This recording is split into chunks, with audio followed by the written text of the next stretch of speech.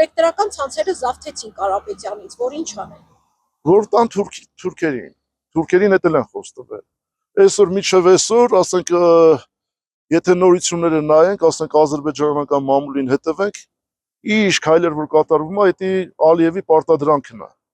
Նիկոլ Փաշյանը կասի իմ նախընտրական ծրագիրն չի ասի, դա կապ չունի։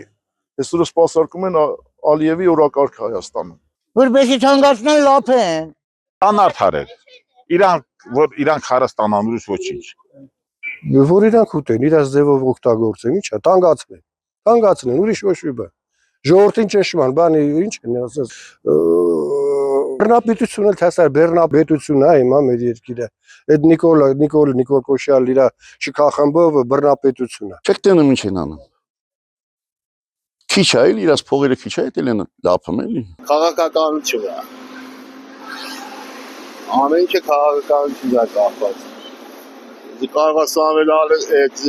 Սամվել Կարապետյանը իր կողքնել, ոչ մի դեպքում էլ այդպես բան չէ։ Շատ վատ։ Ներդրումներ չի լինել Հայաստանում։ Ով կայքան փողեր գտեն մի բան կառնի կամ կծախի։ Չեն անի։ Որտեվ